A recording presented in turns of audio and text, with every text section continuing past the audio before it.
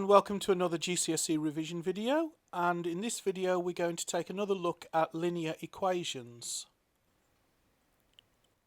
In a previous video we looked at drawing a graph given the equation of a straight line. In this video I want to go backwards and start with 2 points on a line and work out the equation for that line. If we define just 1 point, we can have an infinite number of lines. In fact, as you can see, the line can just wiggle around anywhere. It's only fixed in one position. However, if we fix 2 points, the line isn't going anywhere. It is defined. So the question is, can we find an equation for a straight line given just 2 points? Let's take, for example, point 1 is at x equals 10, y equals 15, and point 2 is at x equals 5, y equals 5. Well, if we had some graph paper, our first job would be to draw some axes and work out a suitable scale. Our next job would be to plot the 2 points, remembering that the first number is the position along the x-axis and the second number is the position along the y-axis. So one of our points is 10, 15 and our other point is 5, 5.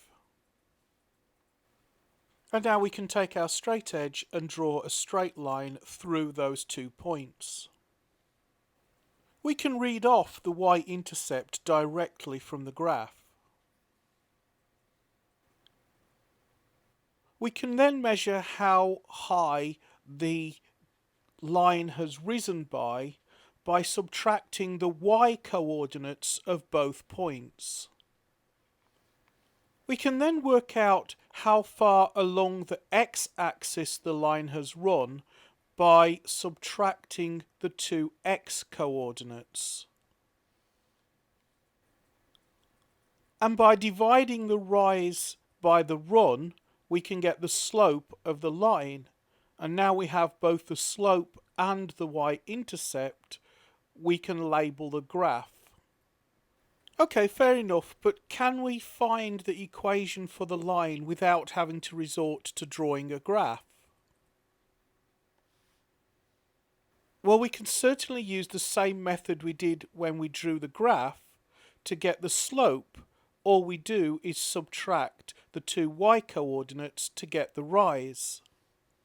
And by subtracting the 2 x-coordinates, we can get the run. In this case, 15 minus 5 is 10, and 10 minus 5 is 5. And the slope, of course, is just the rise divided by the run, which is 10 over 5, or 2. And of course we know that the general equation for a straight line is just y equals mx plus c, where m is the slope. So our line's equation is y equals 2x plus c. Okay, so we know that our line's equation is y equals 2x plus c, but is there any algebraic way that we can find c without having to resort to the graph? Well, we know that the line's going to pass through the point 5, 5. Actually, it could also pass through the point 10, 15. We could use either of those points, it doesn't matter. But what does it mean that the line passes through point 5, 5? Well, what it means is when x equals 5, y equals 5. So substituting that knowledge into y equals 2x plus c, we've got 5 equals 2 times 5 plus c. That means 5 equals 10 plus c. Moving the 10 to the left-hand side, 5 minus 10 equals c, so c is equal to minus 5. Well, if our line's equation is y equals 2x plus c, and c is equal to -5, then our line's equation is y equals 2x minus 5. Okay, well, so much for the theory. Let's have a go at putting this into practice. We're told a straight line passes through points 2, 4 and 5, 8. Find the slope, y-intercept, x-intercept and sketch the graph. Okay then. So the slope is just the rise over run.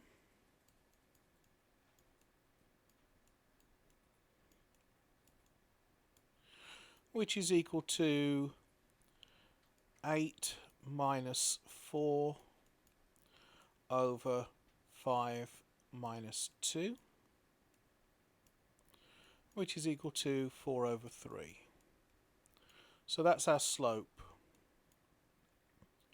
So our equation goes y equals 4 over 3 x plus c. And we know it passes through point 2, 4, so 4 is equal to 4 over 3 times 2 plus c. So 4 is equal to 8 over 3 plus c.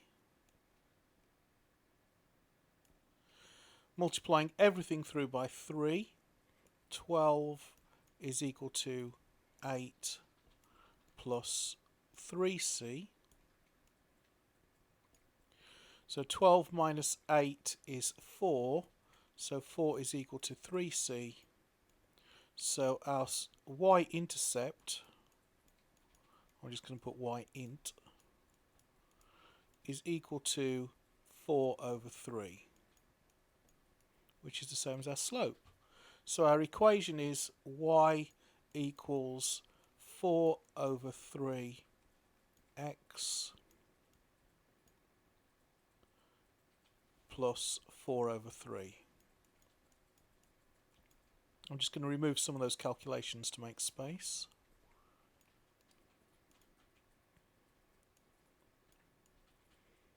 And I'll pop that there. Okay, so we're also asked to find the x-intercept. So that happens when y equals 0. So 0 is equal to 4 over 3 x plus 4 over 3. Taking the y-intercept across, we've got 4 over 3 becomes negative because it's gone over the equals, and that's equal to 4 over 3x.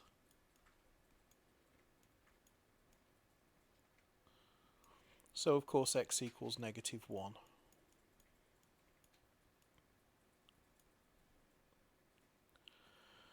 So that gives us our x-intercept, and all we need to do now is sketch the graph.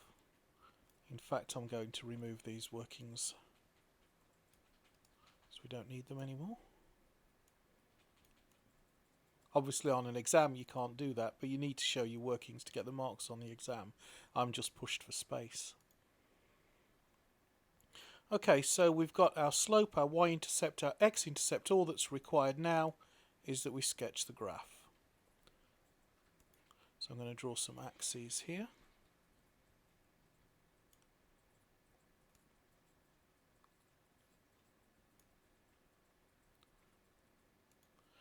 Now we can mark our y-intercept is 4 over 3. It's positive, so it's going to be north of the x-axis. And our x-intercept is at x equals 1.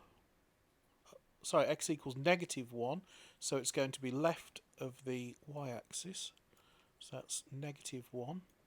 I should put the coordinates in properly, shouldn't I? So this is y equals 4 over 3. So this position is 0, 4 over 3. and this position is -1, 0. And then it's just a straight line. The line has a positive curve, a positive slope, so it'll go something like this.